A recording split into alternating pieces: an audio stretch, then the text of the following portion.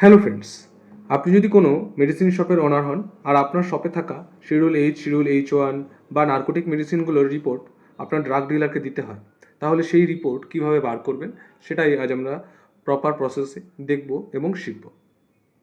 সবার প্রথমে আপনাকে শিডিউল এইচ, শিডিউল H1 বা নার্কোটিক যে মেডিসিনগুলো রয়েছে সেই মেডিসিনগুলোর ভিতরে মেনশন করে দিতে হবে যে সেই ওষুধটা narcotic schedule H, schedule H1 কোন ধরনের। ওকে, তো আমরা এখান থেকে আইটেম লিস্ট থেকে যে কোনো একটা আইটেম, এরকম ধরে নিলাম এই 1/18 mg রয়েছে, এই ওষুধটার ভিতরে আমরা মেনশন করব যে এই ওষুধটা শিডিউল এইচ, শিডিউল H1 বা নার্কোটিক কিনা। ওকে, দেন আমরা মেনশন করার পরে নর্মালি F3 করে ঢুকবো। ঢুকে সবার নিচে দেখতে পাচ্ছি মোর অপশানস বলে রয়েছে, আমরা এখানে ইয়েস করব। তো আমাদের সামনে নতুন একটা বক্স খুলবে। এই বক্সের নিচে দেখুন narcotic, schedule H, schedule H1 তিনটে অপশানই আপনি দেখতে পাবেন। ওকে, দেন আমি এখানে এই ওষুধটার ক্ষেত্রে নার্কোটিক ইয়েস করে এন্টার করে সেভ করে দিলাম। দেন আমরা একটা সেল বিল করব। সেল বিল করতে গেলে আমাদের সামনে সফটওয়্যার অ্যালার্ট দেবে যে প্রপার প্রেসক্রিপশন আছে কিনা। ওকে, এবং যে মেডিসিনটা আমরা লোড করব বিলে, সেই মেডিসিনটার কালারটাও চেঞ্জ করে দেবে, যাতে আমরা বুঝতে পারি যে এই মেডিসিনটা নার্কোটিক শিডিউল এইচ বা শিডিউল H1 কিনা। ওকে, তো আমরা এই অ্যালার্টটা ইয়েস করে দেবো। দেন কোয়ান্টিটি দিয়ে বিলটা যে লোড করব, দেখবেন কালারটা চেঞ্জ হয়ে যাচ্ছে। দেখুন পিঙ্ক কালার নিয়ে নিয়েছে, দেখতে পাচ্ছেন।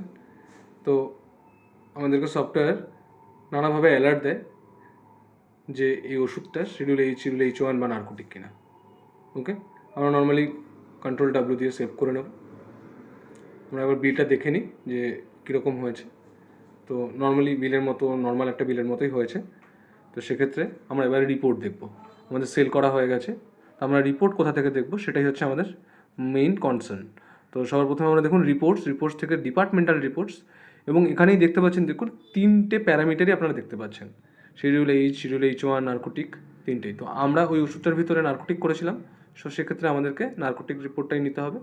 তো নেওয়ার পরে এখানে দেখুন ফ্রম থেকে টু, মানে কোন ডেট থেকে কোন ডেটের আমি দেখতে চাইছি। ওকে, দেন আমাদের কাছে ফরম্যাট রয়েছে বেশ কয়েকটা, তো আপনারা যে কোনো ফরম্যাটে দেখতে পারেন।